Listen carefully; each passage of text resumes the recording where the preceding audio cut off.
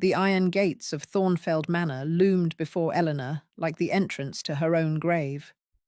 Rain fell in sheets, turning the cobblestone drive into rivers that threatened to overturn her father's carriage.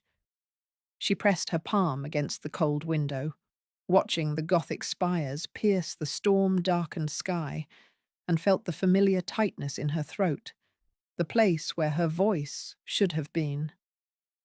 "Stop fidgeting," Lord Ashford snapped without looking at her. His face, weathered and cruel, remained fixed on the approaching fortress.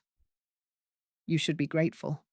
After what you cost me, you're lucky I didn't simply throw you to the wolves." Elena's hand fell to her lap, fingers twisting in the coarse fabric of her grey travelling dress. She had cost him nothing. The merchant deal that fell through, the ships lost at sea, the failed harvest, none of it had been her fault. But her father needed someone to blame, and his mute daughter made a convenient scapegoat. 3 months ago, he had stormed into her cramped chamber in the servants' quarters and announced he had found a solution to his troubles. Lord Caspian Blackwood, the alpha vampire who ruled the Northern Territories with an iron fist, required a human companion. Her father, drowning in debt and desperate, had offered her as tribute. The carriage lurched to a stop. Eleanor's heart hammered as the driver opened the door, rain immediately soaking the threshold. Her father climbed out first, not offering assistance. She gathered her single worn trunk and stepped into the storm. The manor's front doors opened before they reached them, revealing a tall figure backlit by torchlight. Elena couldn't make out his features until they crossed the threshold into the vast entrance hall. Then she saw him, and her breath caught. Lord Caspian Blackwood was not what she had expected. Tales of vampires painted them as corpse-pale monsters with blood-crusted fangs and eyes like death itself. But the man before her could almost pass for human. He stood well over 6 feet tall, with broad shoulders draped in a black cloak that seemed to swallow the light.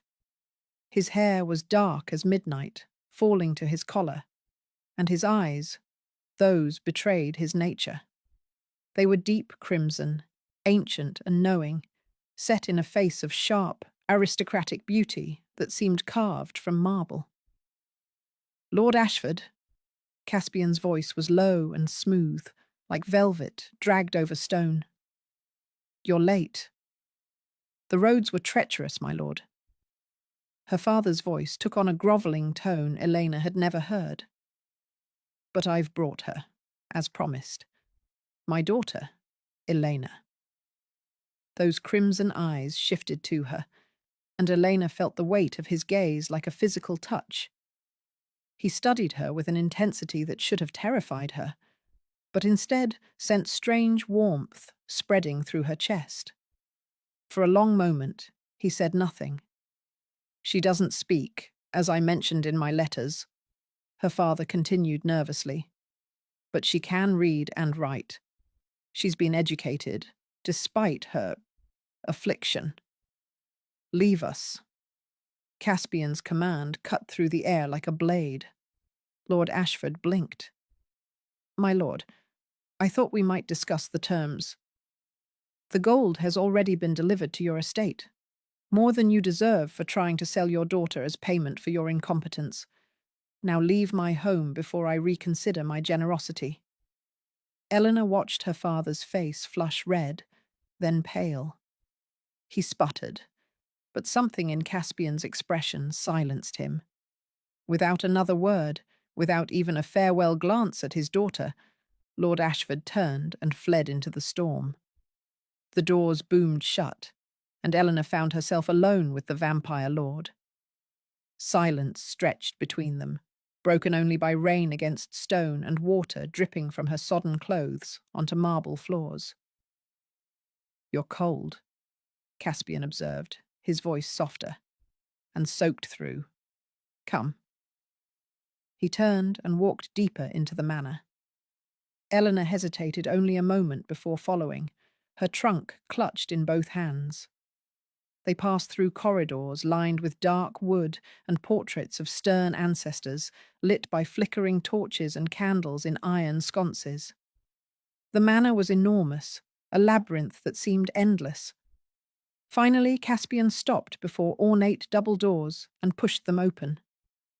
Elena's eyes widened. The chamber was beautiful. A large four-poster bed dominated one wall, draped in deep blue velvet. A fireplace crackled with warmth, and tall windows looked onto the storm-lashed gardens. Bookshelves lined another wall, stuffed with leather-bound volumes, and a writing desk sat in one corner with parchment, quills, and ink. "This is your chamber," Caspian said, moving to the fireplace to add another log. "You'll find clothes in the wardrobe. There's a bathing room through that door. The water is heated from below. Supper will be served in 2 hours." Elena set down her trunk and turned to face him properly. In the firelight, his features seemed softer, more human.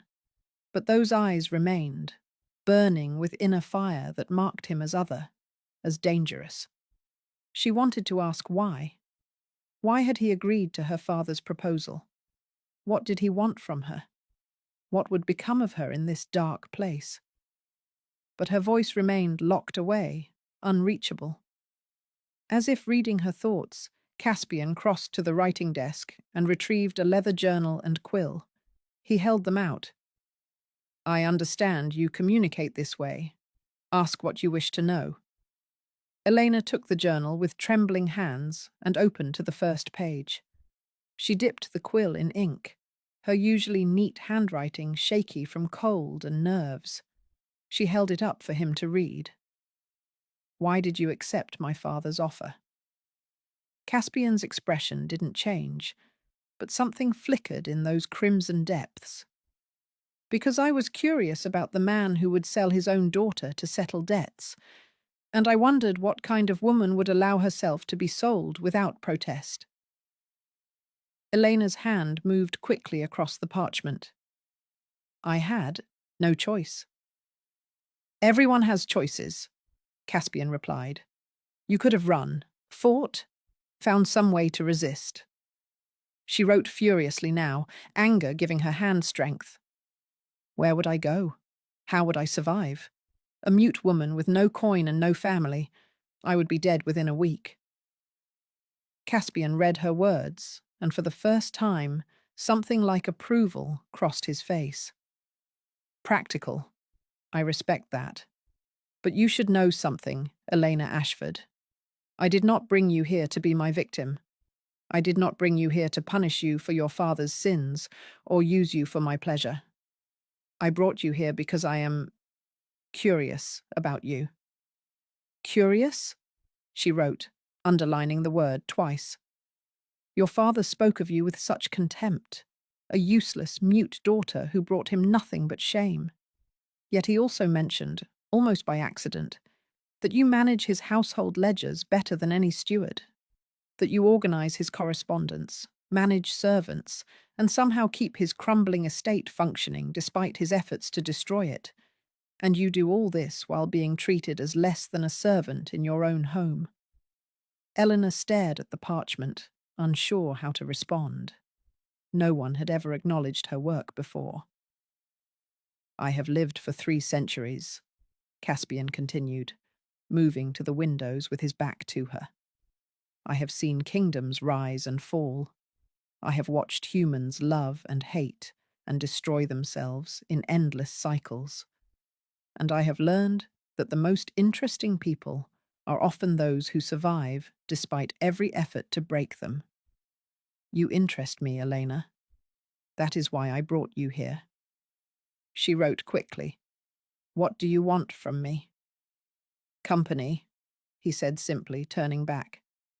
"Conversation, even if only one of us speaks. Someone who doesn't fear me simply because of what I am. Someone who doesn't want something from me. Can you provide that?" Elena looked at him, truly looked, and saw something unexpected. Loneliness. This powerful, ancient being was lonely. She understood loneliness intimately. It had been her constant companion since her mother's death. Slowly, she nodded. Something in Caspian's expression softened. Good. Now, you should bathe and change. You'll find everything you need. I'll send someone to show you to the dining hall when it's time. He moved toward the door, then paused. Elena, welcome to Thornfeld Manor. I hope you'll come to think of it as home. Then he was gone, leaving her alone with racing thoughts and pounding heart. The next 2 hours passed in a blur. Elena bathed in the enormous copper tub, washing away grime and the last traces of her old life. The wardrobe contained dresses, not fine silks, but beautiful nonetheless. Deep colours, burgundy, forest green, midnight blue, well made and practical. She chose a dress of deep plum and managed to lace it herself. Her reflection in the polished mirror startled her. She hardly recognized the young woman staring back, dark hair falling in damp waves past her shoulders, brown eyes wide, in a face that seemed less pale, less haunted than in months. A knock announced the servant Caspian had promised. The woman was middle-aged with kind eyes and simple black dress. She introduced herself as Mrs. Hartwell, the housekeeper, and led Elena through the maze to the dining hall. The room was smaller than expected, intimate rather than grand. A table set for two sat before another roaring fire, and Caspian stood near windows, watching the storm. He turned as she entered, and his expression shifted. Surprise, perhaps, or appreciation. "That colour suits you," he said, pulling out her chair. Eleanor sat, feeling strangely nervous. The table was laden with food: roasted meat, fresh bread, vegetables in butter, wine in crystal goblets. More food than she'd seen in months. "Please eat," Caspian said, taking his seat across from her. His plate, she noticed, remained empty. She had brought the journal and quill. Now she wrote, "You don't eat?" "Not food, no, but I'll keep you company. I find I enjoy the ritual of meals, even if I can't partake the same way." Eleanor began to eat, trying not to seem too eager despite hunger. The food was delicious, each bite a revelation. Between bites, she wrote questions, and Caspian answered with surprising patience. "How old are you, truly?" 317 years. I was turned during a particularly harsh winter in what is now the Eastern Kingdoms. "Do you miss being human?" He considered this, swirling wine in his goblet. "Sometimes. I miss the simplicity. The certainty of mortality gives life a different flavour, but I don't miss the weakness, the vulnerability. What is it like, being what you are?" "Lonely," he said after a long pause. "Humans fear me or want to use me. Other vampires are caught in endless games of power and politics. It's been a very long time since I've had genuine conversation." Elena wrote carefully, "I understand loneliness." Caspian's crimson eyes met hers, and she saw recognition there. "Yes, I believe you do." They sat in comfortable silence for a while, Elena eating while Caspian watched the fire. Finally, she wrote, "What happens now? What are my duties here?" "You have no duties," Caspian said. "You're not a servant. You're a guest, a companion. Your time is your own. Read from the library, walk the gardens when weather permits. Pursue whatever interests you. I only ask that you join me for supper each evening, if you're willing." "That's all?" "That's all. Though I should warn you, there are parts of the manor you shouldn't enter. The West Wing is dangerous. My kind can be territorial, and I occasionally host others of my bloodline. Stay to the East Wing and the main halls, and you'll be safe." Elena nodded slowly, processing this. It seemed too good to be true. No duties, no demands, just freedom? She'd never had freedom before. Why are you being kind to me? Caspian was quiet for a long moment. Because no one else has been. Because I know what it's like to be seen as monstrous through no fault of your own. And because... He paused, seeming to choose his words carefully. Because from the moment I saw you, I felt something I haven't felt in a very long time. What? Hope, he said softly. Elena's hand stilled on the parchment. She looked at him, this ancient, powerful creature who could kill her with barely a thought, and saw vulnerability in those crimson eyes. Raw, honest vulnerability. Her heart did something strange in her chest, a flutter she didn't understand. The days that followed established a rhythm Elena had never known. She woke when she pleased, broke her fast in her chambers or the small morning room. She explored the manor, discovering room after room filled with wonders, a conservatory with exotic plants, a music room with instruments from across the world, a portrait gallery spanning centuries. The library became her sanctuary. 3 stories tall with a spiral staircase and sliding ladders, it contained more books than she'd imagined existed. History, philosophy, poetry, tales of adventure and romance. She lost herself in them, curled in a window seat while rain pattered against glass. Caspian appeared each evening for supper. Sometimes he spoke of his long life, the places he'd seen, the history he'd witnessed. Other times he asked about her day, reading her written responses with genuine interest. He never pressed her to reveal more than she wished, never demanded anything beyond her company. She began to relax, to shed the constant tension she'd carried in her father's house. The servants were kind, treating her with respect rather than contempt. Mrs. Hartwell mothered her gently, ensuring she ate well and stayed warm. Even the groundskeeper, old Thomas, would nod and smile when their paths crossed in the gardens. But it was Caspian who occupied her thoughts more and more. She found herself watching for him, listening for his footsteps, the way he moved with predatory grace, how firelight painted shadows across his sharp features, the rare smile that softened his face, making him look almost mortal. 2 weeks after her arrival, Elena discovered the music room at twilight. A pianoforte sat near the windows, and on impulse, she sat before it. Her mother had taught her to play before the fever took her voice. Her father had forbidden it afterward, saying the sound reminded him of what he'd lost. Her fingers found the keys hesitantly at first, then with growing confidence. A sonata her mother loved. The notes filled the room, bittersweet and beautiful. "I didn't know you played." Elena jumped, hands jerking from the keys.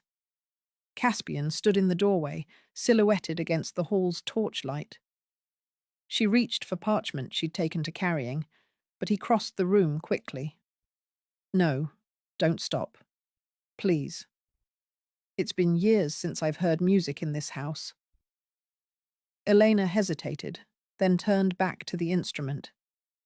She played the piece through, pouring into it all the emotions she couldn't voice. Grief for her mother, fear of her uncertain future, the strange, growing warmth she felt toward the vampire lord who'd given her more kindness in 2 weeks than her father had in years. When the final notes faded, Caspian stood very still. "That was beautiful," he said quietly. "Your mother taught you?" Elena nodded, blinking back tears. "She would be proud. You play with great feeling." He moved closer, not quite touching the pianoforte. "Would you play something else?" So she did. She played until her fingers ached, piece after piece while Caspian listened. Sometimes he stood at the window, watching nightfall. Sometimes he sat in a chair nearby, eyes closed. But always, he listened as though her music was the most precious thing in the world. When she finally stopped, exhausted but lighter somehow, Caspian opened his eyes. "Thank you, Elena. That was a gift." She wrote quickly. "Thank you for listening. I haven't been allowed to play in years." Something dark crossed his face. "Your father is a fool, and cruel besides." "Why did you really accept his offer?" She wrote, the question that had haunted her since arrival. "You could have paid his debts and been done with him." Caspian was quiet for so long she thought he wouldn't answer. Then, "Because I received a letter, not from your father but from his head servant, an old woman who'd known you since birth." Elena's heart skipped.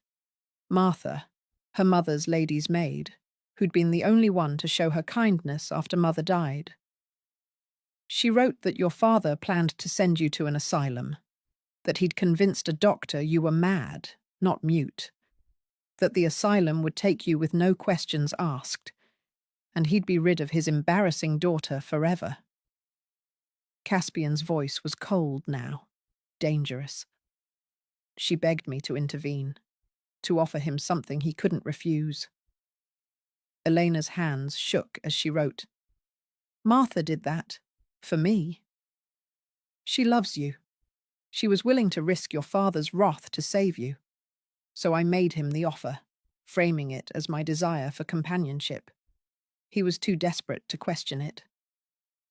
"Where is Martha now?" "Here. I hired her as part of my household. She's been caring for the East Wing linens. I thought you might want to see her, but I wanted you to settle first." Tears spilled down Elena's cheeks. Martha was here, safe. And this vampire lord had saved them both. Before she could think better of it, Elena stood and embraced him. She felt him stiffen in surprise, then slowly, carefully, his arms came around her. He was cool to the touch, but not cold, solid and strong and surprisingly gentle. "You're safe here," he murmured into her hair. "Both of you, I give you my word." Elena pulled back, wiping her eyes, and wrote, "Why do you care so much?" Caspian's expression was unreadable. "Because I know what it's like to be seen as a monster, to be cast out by those who should love you. I was human once, Elena. I had a family, a life. When I was turned, they hunted me. My own father put a price on my head. I learned quickly that the real monsters often wear human faces. I'm sorry. Don't be. It was 3 centuries ago, but it's why I've never understood the cruelty humans show each other. At least I have the excuse of being a predator. What's your father's excuse?" Eleanor had no answer for that. Instead, she wrote, "Will you tell me about your human life sometime?" "Perhaps, if you'll tell me about yours, the parts before your father decided you were worthless." She nodded, and they stayed in the music room as night deepened, trading stories through speech and written word. Elena learned that Caspian had been a scholar, fascinated by astronomy and philosophy, that he'd been turned against his will by a vampire who'd wanted a companion, but grew bored and abandoned him, that he'd spent his first century learning to survive, his second building power, and his third wondering what the point of immortality was without connection. She wrote of her mother, vibrant and loving, of how the fever had nearly killed Elena at age 7, leaving her voiceless but alive, how her mother never saw it as a tragedy, teaching her to read and write and play music, how her father had changed after mother's death, becoming bitter and cruel. "He blamed you," Caspian said. It wasn't a question. "He blamed everyone but himself. But yes, especially me. I looked like her, you see. Every time he saw me, he saw what he'd lost. That's not your fault. I know, but knowing doesn't make it hurt less. No, Caspian agreed softly. It doesn't. A bell chimed somewhere in the manor, marking the late hour. Caspian stood. You should rest. Tomorrow, if you'd like, Mrs. Hartwell can take you to see Martha. Elena nodded eagerly, then hesitated before writing. Will you be at supper tomorrow? Would you like me to be? Yes. Something warm flickered in his eyes. Then I will be. Good night, Elena. Good night, Caspian. She'd used his given name without thinking. He smiled, a true smile that transformed his face, and bowed slightly before leaving. Eleanor made her way back to her chamber, her heart lighter than it had been in years. That night, she dreamed of music and crimson eyes and strong arms holding her safe. The reunion with Martha the next day brought more tears. The old woman embraced her fiercely, crying and thanking Caspian's name. They spent hours catching up, Martha marvelling at how well Elena looked, how the shadows had lifted from her eyes. He's good to you, then? Martha asked carefully. Lord Blackwood? Elena nodded emphatically, writing, Better than good. He's kind, Martha. Truly kind. I hoped he would be. When I wrote to him, I wasn't sure. Vampires have such fearsome reputations. But I'd heard stories about Lord Blackwood, how he protects the villages in his territory, how he's harsh but fair. I prayed I was right, to ask for his help. You were right.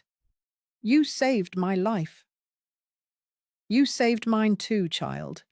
Your father dismissed me when you left, said he didn't need staff for a house he was losing. Lord Blackwood's steward arrived the next day with an offer of employment. I think his lordship knew. Of course he had. Caspian seemed to know everything, to think 3 steps ahead. Elena found it comforting rather than unsettling. The weeks turned to months. Autumn deepened, leaves turning gold and crimson. Elena's days fell into a pleasant pattern, reading, playing music, walking the gardens with Martha, and always, always, supper with Caspian. They talked about everything. He told her of the world beyond the estate, of great cities and wild lands. She wrote about the books she read, her thoughts and observations. He taught her chess, and she proved an apt pupil, winning her first game after only a month of play. You have a strategic mind, he said, studying the board with approval. You think several moves ahead? I learned to think ahead when planning how to avoid my father's moods, she wrote wryly. A useful skill, if born of unfortunate circumstance. Something was changing between them, subtle but undeniable. The way Caspian's gaze lingered on her, how she found excuses to be near him. The brush of hands when he helped her from a chair. The warmth that spread through her chest when he smiled. She was falling in love with him. The realization came one evening as she watched him read by the fire, his profile sharp and beautiful in the flickering light. She loved him, this ancient, dangerous vampire who'd shown her more tenderness than any human ever had. The thought terrified her. What could she offer him? A mute human woman who would age and die while he remained unchanged. He spoke of her as a companion, a friend, nothing more. But sometimes she caught him watching her with such intensity that her breath caught. Sometimes his fingers would linger when helping her with her cloak. Sometimes she thought she saw hunger in his eyes, but not the hunger of a predator, something deeper, more complex. Winter arrived with the first snow. Eleanor stood at her chamber window, watching white flakes swirl in the darkness. Behind her, a fire crackled. A knock sounded at her door. Come in, she mouthed, knowing whoever it was would enter anyway.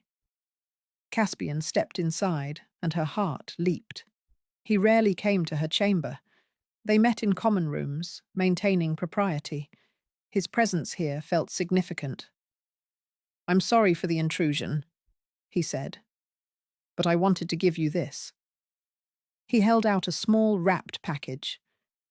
Elena took it, curious, and carefully unwrapped it to reveal a velvet box. Inside lay a necklace, a delicate silver chain with a pendant shaped like a nightingale. Her hands shook as she lifted it out. "Nightingales are known for their beautiful song," Caspian said quietly. "I thought, even though you cannot sing aloud, your music, your words, your very presence sings to me. You are my nightingale, Eleanor." Tears blurred her vision. She reached for parchment, but Caspian gently stopped her hand. "Wait, there's something else I must tell you." He took a breath, unnecessary for one who didn't need to breathe. "These past months with you have been the happiest I've known in 300 years. You've brought light into this dark place, into my dark existence. I know I have no right to ask anything of you. I know the power imbalance between us makes any declaration from me potentially coercive. But I must be honest, even if you reject me. Elena, I love you." The world seemed to stop. Elena stared at him, hardly daring to believe. "I love you," he repeated. "Your kindness, your strength, your silent grace, the way you find joy in small things, how you play music like you're pouring out your soul, the intelligence in your eyes when we play chess. Everything about you captivates me. But I want you to know, this changes nothing unless you wish it to. You're free to stay as my companion and friend. You're free to leave if my feelings make you uncomfortable. I ask nothing of you. I couldn't keep it hidden any longer." Elena's hands flew across the parchment, writing so fast the ink smeared. "I love you too. I have for weeks. I thought you only saw me as a friend, a curiosity. I never dreamed—" Caspian read the words, and his expression transformed. "Eleanor? Truly?" She nodded frantically, more tears spilling. "May I—" He reached out slowly, telegraphing his intent, giving her every chance to refuse. "May I kiss you?" Eleanor closed the distance between them, answering with action. His lips met hers, cool but gentle, and she felt something in her chest burst into flame. The kiss was soft at first, tentative, then deepened as she pressed closer. His arms came around her, strong and sure, and she felt cherished, desired, loved. When they finally broke apart, both breathless despite his lack of need for air, Caspian rested his forehead against hers. "My nightingale," he whispered. "My Elena. I will spend every day of my existence ensuring you never regret this." She pulled back just enough to write, "I could never regret loving you." They stood together as snow fell outside, the fire crackling behind them, the future uncertain but no longer frightening. Elena had found what she'd never thought to have: a home, safety, and a love that defied all logic and expectation. But their peace was not to last uninterrupted. 3 days later, as Elena and Caspian sat in the library, a commotion erupted from the main hall. Raised voices, the clatter of boots on marble. Caspian was on his feet instantly, placing himself between Eleanor and the door.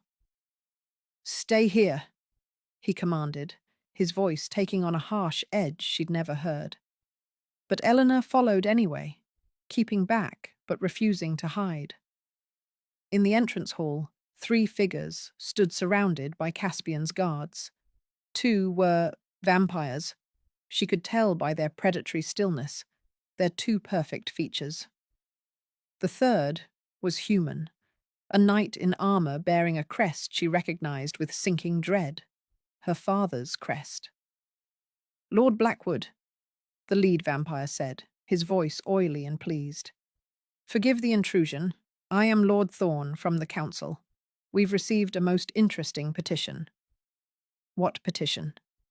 Caspian's voice was ice. Lord Ashford stepped forward, emboldened by the vampire's presence. I've come for my daughter. I made a mistake, you see. She's mad, not fit to be a companion to someone of your standing. I've brought documentation from physicians. She should be in an asylum where she can be properly cared for. You sold her to me, Caspian said dangerously. The transaction is complete. But I've discovered that transaction may have been made under false pretenses, Lord Thorne interjected smoothly.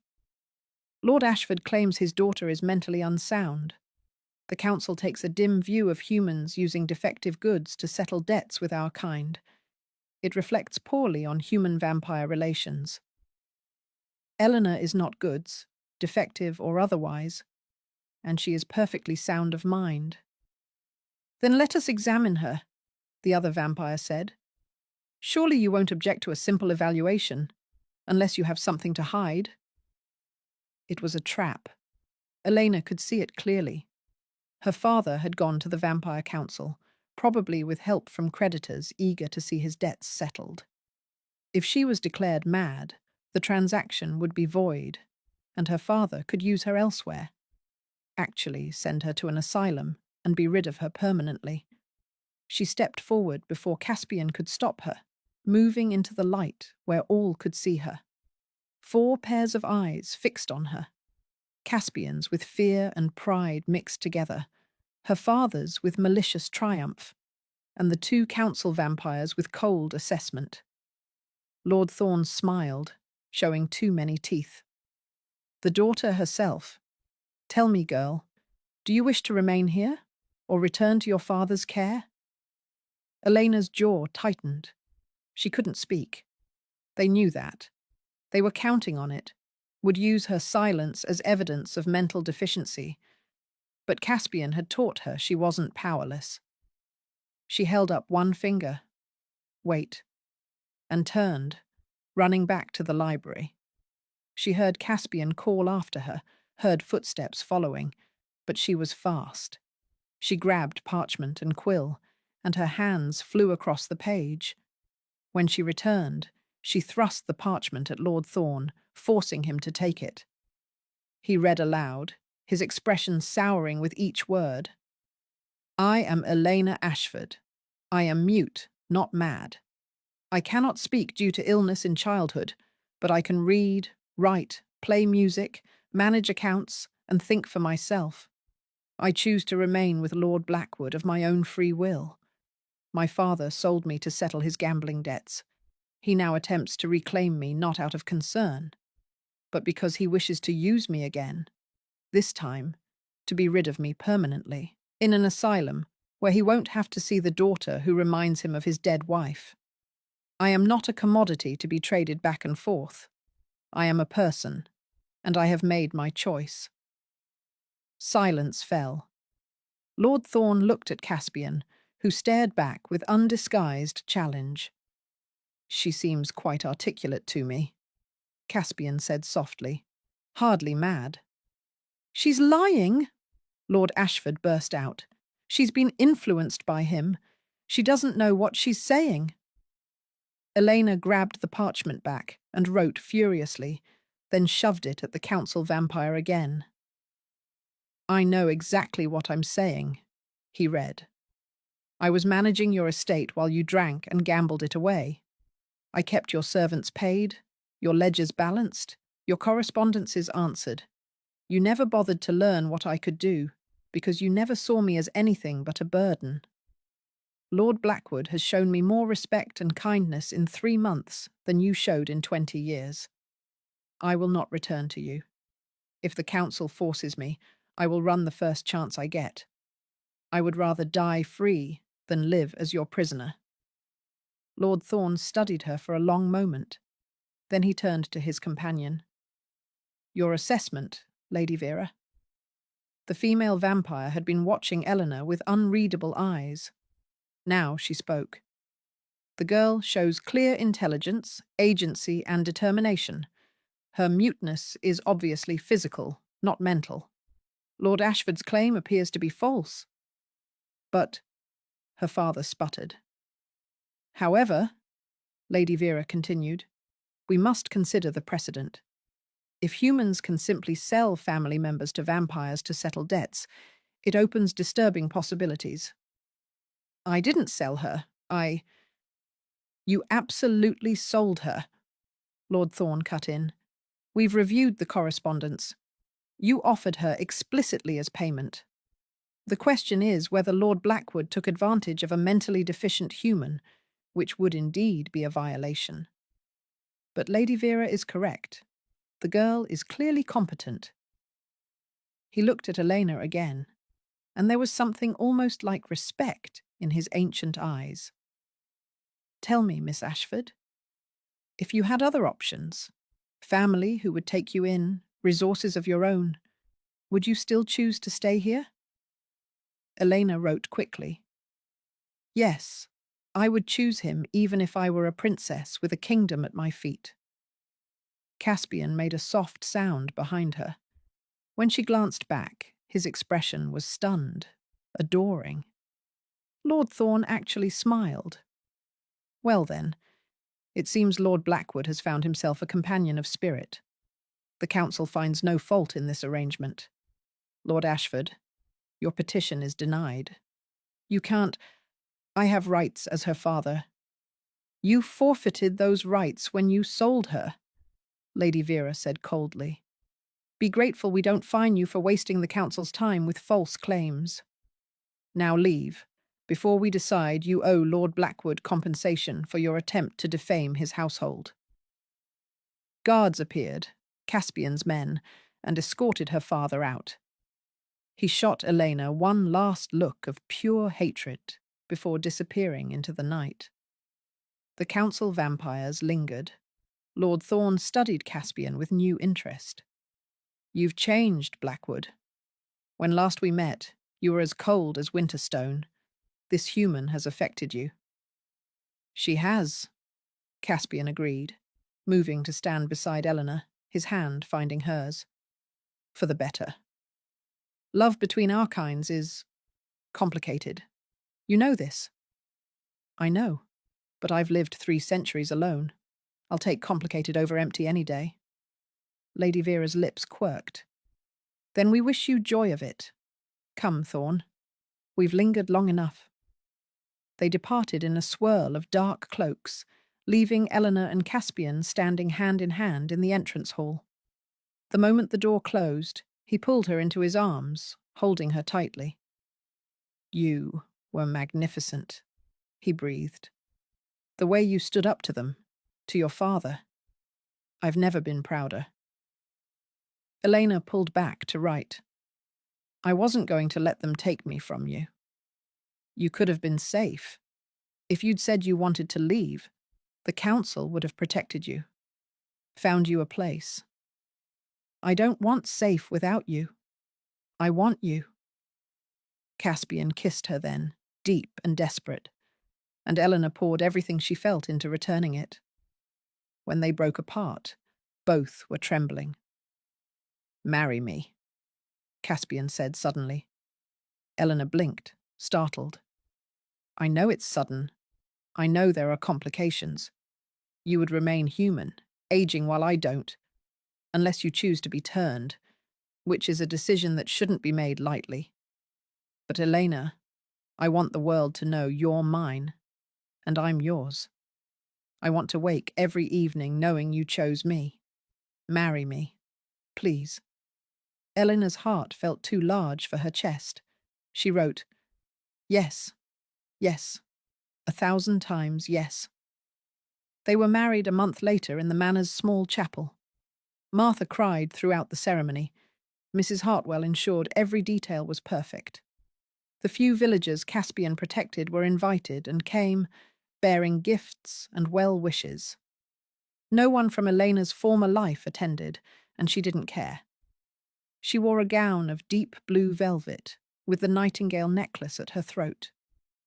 Caspian wore black as always, but the way he looked at her when she walked toward him made her feel like the most beautiful woman in the world. The priest was old, unfazed by performing a ceremony binding human to vampire. He'd served the parish for 40 years and had seen stranger things. Do you, Elena, take Caspian as your husband, to have and to hold, for as long as you both shall live? She couldn't speak the words, but she'd prepared. She opened the small book in her hands and showed the page to Caspian, to the priest, to everyone gathered. I do, with all my heart. Caspian's eyes shone crimson in the candlelight as he spoke his own vows. I do, for as long as I exist, you will be loved, cherished, and protected. This I swear on everything I am. They exchanged rings, silver bands engraved with musical notes. When the priest pronounced them married, Caspian kissed her gently, reverently, and Elena knew she'd found her home at last. The year that followed was the happiest of Elena's life. She and Caspian settled into married life with ease.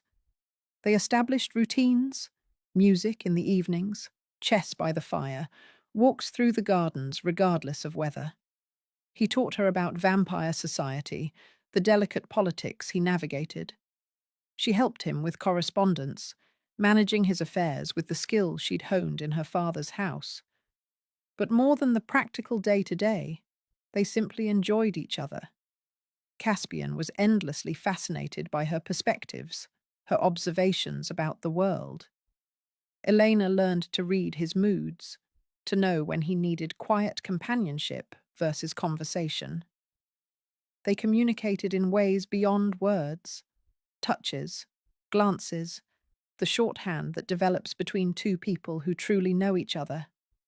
The question of turning hung unspoken between them for months. Caspian wouldn't raise it, wouldn't pressure her. But Eleanor thought about it constantly. She was 22. He was 317. Every day that passed aged her infinitesimally while he remained unchanged. She loved her humanity, the warmth of sun on her skin, the taste of food, the beating of her heart. But she loved Caspian more, and the thought of leaving him, of aging and dying while he continued alone, was unbearable. One evening, as they sat in the music room after she'd played, Elena finally broached the subject. She wrote, I want to ask you something important. Caspian set down his wine goblet, giving her his full attention. Anything. I want you to turn me. He went very still. Elena, I've thought about this carefully. I know it's not a decision to make lightly. I know I'll lose things. Sunlight, food, the life I've known. But I'll gain so much more. Time with you. The ability to stand beside you as an equal. Not someone you must constantly protect from your world. And she paused, gathering courage before continuing. I want children someday. I know vampires can't have children with humans in the traditional way. But you told me that if I'm turned, there are possibilities. Rare, difficult, but possible. You've been thinking about this extensively, Caspian said, his voice rough.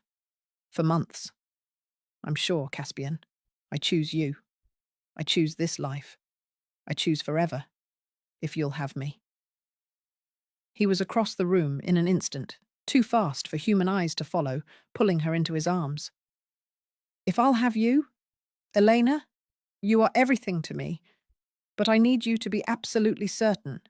There's no undoing this. Once you're turned, you're bound to this existence eternally. I'm certain. Turn me. Not tonight, he said firmly. I want you to have more time to consider. Speak with Martha, with Mrs. Hartwell. They know what it means. Take another month. If you still feel the same, I'll do it. Elena wanted to argue, but recognized the wisdom in waiting. She nodded. The month passed, slowly. She spoke with Martha, who admitted she'd wondered when Elena would make this choice. "I'm old," Martha said. "I've lived my life. But you're young, child. You have so much time ahead of you. If you want to spend it with him as one of his kind, then I understand. Just be sure." Mrs. Hartwell was more pragmatic. "It's not an easy existence being a vampire. You'll hunger for blood. You'll have to hide what you are from most humans. You'll watch generations pass like seasons. But with Lord Caspian, you'll never be alone in it. That makes all the difference." The other vampires Elena had met through Caspian, his few trusted allies, were more varied in their responses. Some congratulated her, others warned her. One, an ancient vampire named Elise, took her aside. "You love him," Elise stated. "That's clear. But do you understand what you're joining? Vampire society is brutal. The strong prey on the weak, the old manipulate the young. Caspian has protected you from the worst of it, but once you're turned, you'll be part of that world." "I'll have Caspian," Elena wrote. "Yes, and he's powerful, which will help. But Elena, he's also compassionate, which makes him unusual among our kind. Other vampires will see that as weakness. They'll test you to test him. You'll need to be strong. Then I'll become strong." Elise smiled. "I believe you will. You have steel in your spine already. Immortality will only sharpen it." When the month ended, Elena went to Caspian. She didn't need to write anything. He saw the answer in her eyes. "You're still certain?" he asked quietly. She nodded. "Then we do this properly. Tomorrow night I'll turn you. Martha and Mrs. Hartwell will care for you through the transition. It takes 3 days. I'll be with you every moment, but I warn you, Elena, it will hurt. The venom burns as it changes you. Some don't survive the pain." "I'll survive," she wrote. "I have too much to live for." The next evening, they prepared carefully. Elena bathed and dressed in simple white linen. She'd eaten her last meal that morning, savoring every bite. She'd walked the gardens in sunlight one final time, feeling warmth on her face. Now, as twilight fell, she lay on their bed, Caspian beside her. Martha and Mrs. Hartwell waited nearby with cool cloths and water. The room was prepared for 3 days of transition. "Last chance," Caspian said softly, brushing hair from her face. "We can stop this." Elena shook her head and pulled him down to kiss her. When she pulled back, she touched his face, then pointed to her neck. Her meaning was clear. Caspian's expression was tender and pained at once. "I love you, my nightingale. This will hurt me more than it hurts you." He bent to her throat, and Eleanor felt his cool breath against her skin. Then his fangs sank in, and white-hot pain exploded through her veins. She tried not to scream, but her mouth opened in a silent cry. The pain was beyond anything she'd imagined. Fire in, her blood, burning away everything human. She felt Caspian's venom spreading from the bite, felt it reaching her heart, her brain, remaking her cell by cell. Through it all, Caspian held her, murmuring words of love and encouragement. Martha wiped her brow. Mrs. Hartwell kept cool cloths on her burning skin. Time became meaningless. There was only pain and the distant anchor of Caspian's voice. On the second day, she began to feel different. Her senses sharpened unbearably. She could hear every heartbeat in the manor, smell blood from rooms away. Her body was changing, strengthening. The pain didn't lessen, but she began to understand it. This was death and rebirth combined. On the third day, as dawn approached, the pain finally, blessedly faded. Elena opened her eyes, and the world was different. Colours were more vivid. She could see every detail of Caspian's face, even in the dim room. She could hear his unnecessary breathing, the rustle of fabric, conversations happening floors away, and she was thirsty. Oh, how she was thirsty. Easy, Caspian said, helping her sit up. The hunger is normal. We'll handle it carefully. He produced a goblet of blood. Animal blood to start, he explained. Elena drank gratefully, the taste strange but satisfying. It eased the burning in her throat. How do you feel? Caspian asked when she'd finished. Elena opened her mouth to answer, and froze. The old instinct was there. To use words she couldn't speak. But now she felt something new. A voice, dormant for 15 years, waiting. She tried, really tried, forcing air through her changed throat, her transformed vocal cords. Keep Caspian. The word came out rough, unpracticed, but it came. Her first spoken word since she was 7. His eyes went wide. Elena, you can speak, she finished, her voice growing stronger. I can speak. Oh, Caspian, I can speak. She laughed, the sound foreign and wonderful. Tears, blood tears now, crimson on her cheeks, streamed down her face. Caspian pulled her close, and she felt him trembling. Your voice, he breathed. It's beautiful. You're beautiful. My Elena, my nightingale, you sing at last. They held each other as the sun rose, blocked by heavy curtains. Elena's old life was gone. Her humanity, her silence, everything familiar. But in its place was something better. Strength, power, an eternity with the man she loved. And finally, gloriously, a voice to tell him all the things she'd only been able to write. I love you, she said aloud, testing the words on her tongue. I love you, Caspian Blackwood, for now and forever. He kissed her deeply, and Elena kissed him back, no longer the mute girl punished by her father, but a vampire, a wife, a woman who had chosen her own destiny.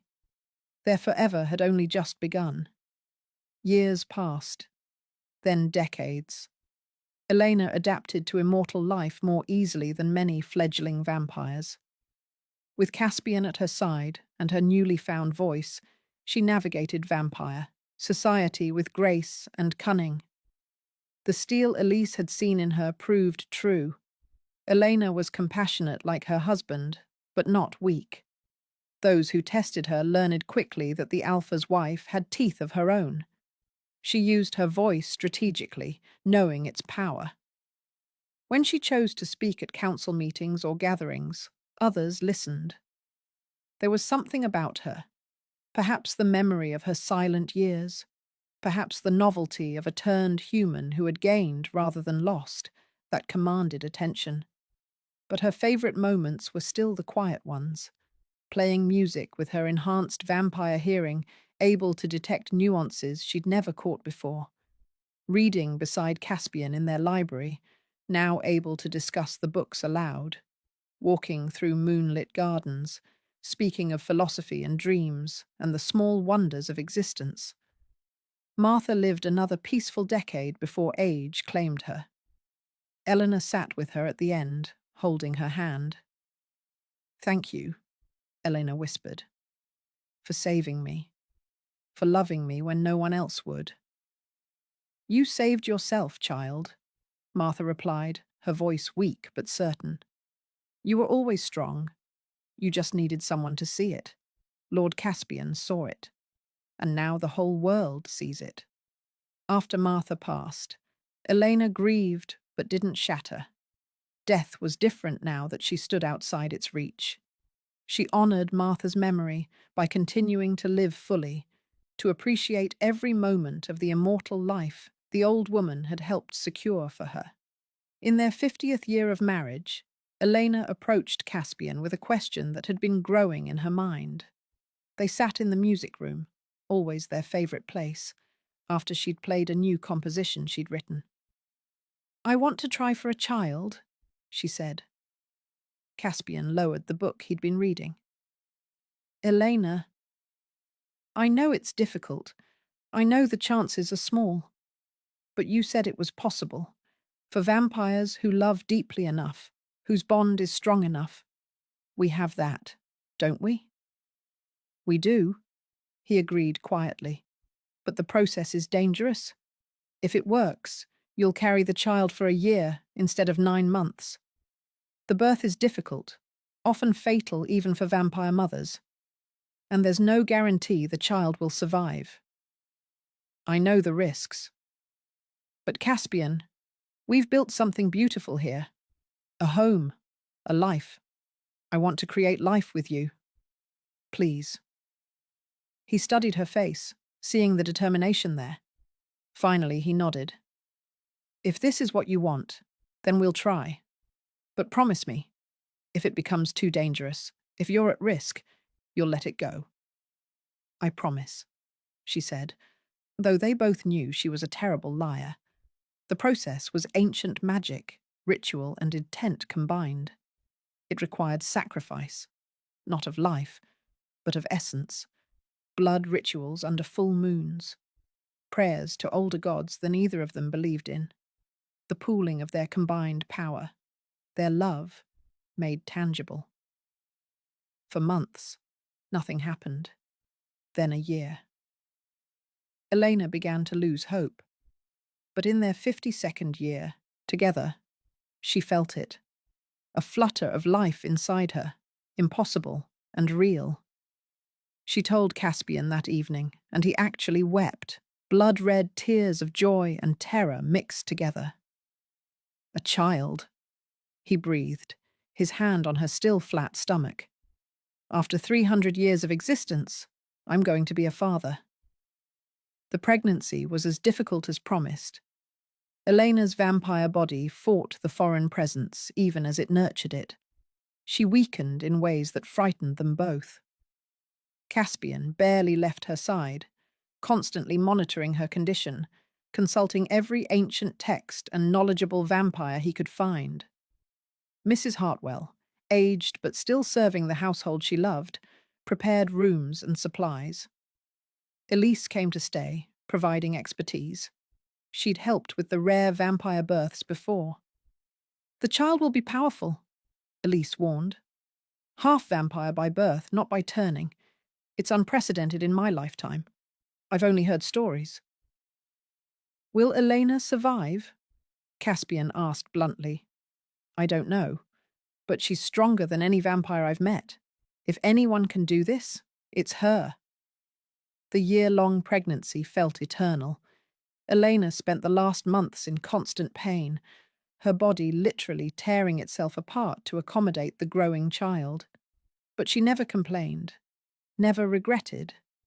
She sang to her unborn baby, played music, spoke of the world they would show them. When labor finally came, it was brutal. Elena screamed for the first time since gaining her voice, raw, agonized sounds that echoed through the manor. The birth lasted 2 days. Caspian held her hand, offering his own strength, while Elise and Mrs. Hartwell worked to save both mother and child. Finally, as the second dawn approached, a new sound joined Elena's cries. A baby's wail, strong and furious.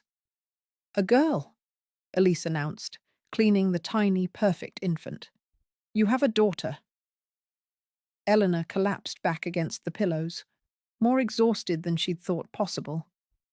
But when Elise placed the baby in her arms, every moment of pain vanished. The child was beautiful.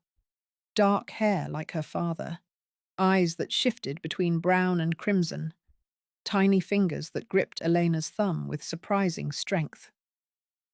Lyra, Elena whispered. We'll call her Lyra, after the constellation. Caspian sat beside them, staring at his daughter with wonder. She's perfect. You're both perfect. Eleanor, you did it. You gave me everything I never knew I wanted. Lyra grew quickly, as vampire children do. By 5, she appeared 10. By 10, she looked 15. She was bright, curious, and powerful. able to walk in sunlight like a human, but with vampire strength and senses. A true hybrid, the first of her kind in centuries. Elena taught her to play music, to read, to think critically. Caspian taught her to control her strength, to navigate both vampire and human society, to use her unique nature as an advantage. Together, they raised a child who was neither fully vampire nor human, but something entirely new. One evening, when Lyra was 20 years old, but looked like a young woman of 25, she asked the question Elena had long expected. "Do you regret it? Letting father turn you?" They sat in the gardens, 3 generations of sorts. Elena still appearing in her early 20s, Caspian unchanged as always, and Lyra in her striking beauty. The moon hung full above them. Elena considered her answer carefully. "I regret nothing. I lost sunlight, the taste of food, the human life I might have had. But I gained so much more. Your father. You. Centuries of love and learning. A voice I'd thought lost forever. Power to shape my own destiny. No, Lyra, I regret nothing. Even being sold by your father? The pain of the turning? The difficulty of my birth?" "Especially those things," Elena said firmly. "They led me here, to this moment, with my daughter asking me difficult questions under the stars. Pain is part of existence, mortal or immortal. But so is joy and love. I choose to focus on those." Lyra smiled. "Good, because I've decided something. I want to work with the council to help bridge the gap between vampires and humans, to use what I am, this combination of both, to create better understanding." Caspian raised an eyebrow. "That's a dangerous path, daughter. Many vampires see humans as prey, nothing more. Many humans see vampires as monsters. Then I'll change their minds. One person at a time, if necessary. You and Mother proved that love can exist between the species. I'll prove that cooperation can too." Elena reached over and squeezed her daughter's hand. "You have your father's idealism and my stubbornness. You'll do remarkable things, Lyra. I know it." Years continued to pass. Lyra did indeed join the council, becoming an ambassador of sorts between vampire and human territories. She was effective, using her dual nature and her parents' reputation to broker peace treaties and trade agreements. Elena and Caspian watched their daughter's success with pride, but they also continued building their own life. They traveled, seeing the world change across decades. They returned always to Thornfeld Manor, their anchor, their home. On their 100th wedding anniversary, they stood in the same chapel where they'd been married. It had been restored and updated over the years, but the bones remained the same. "A century," Caspian marveled, "and yet it feels like yesterday that you walked toward me in that blue dress." "I was terrified," Elena admitted. "Not of you, but of how much I loved you, how much power I was giving you over my heart." "Did I abuse that power?" "Never. Not once. You've cherished my heart as carefully as I've cherished yours." They renewed their vows that night, speaking the words aloud this time, both of them able to voice their promises. Lyra officiated, a reversal that made them all laugh. The ceremony was small, intimate, just the 3 of them and a few trusted friends. Afterward, Elena played music, while Caspian listened, as they'd done countless times before. But this time, Lyra joined in, her voice, inherited from her mother, rising in song. Mother and daughter harmonized, filling the manor with sound and beauty, while Caspian watched with an expression of complete contentment. Later, alone in their chambers, Caspian pulled Elena close. "Do you remember what I said the night we met? That you interested me?" I remember everything from that night. I understated it drastically. You didn't just interest me, Elena. You saved me. I'd spent 3 centuries existing, but I wasn't living. You taught me how to live again, how to love, how to hope. You saved me first, Elena replied. From my father, from a life of silence and servitude, from seeing myself as worthless. You showed me I was worth loving. Everything I am, everything I've become, started with you seeing me when no one else would. We saved each other then. Yes, Elena agreed. And we'll continue to, for as long as forever lasts. They kissed, a century of love and partnership in that single gesture. Outside, the moon rose over Thornfeld Manor, illuminating the gardens where a mute girl had once walked, never dreaming of the life awaiting her.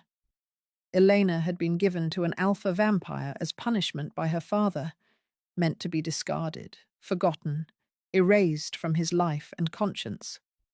But that vampire had loved her, had seen past her silence to the strength beneath, had offered her not just survival, but a life beyond her wildest imaginings. And she had loved him back, fiercely and completely, remaking herself into something new without losing the core of who she'd always been. Their story wasn't a fairy tale. It was better, messy and real, filled with genuine struggle and earned happiness. It was a testament to the transformative power of being truly seen, truly valued, truly loved. As the night deepened and the stars wheeled overhead, Elena rested in her husband's arms and smiled. She'd found her voice in more ways than one. And with it, she'd built a life that no punishment, no cruelty, no small-minded man could ever take away. She was Eleanor Blackwood, vampire, wife, mother, musician, and so much more than the mute daughter her father had tried to discard. She was free, she was powerful, she was loved, and she was home.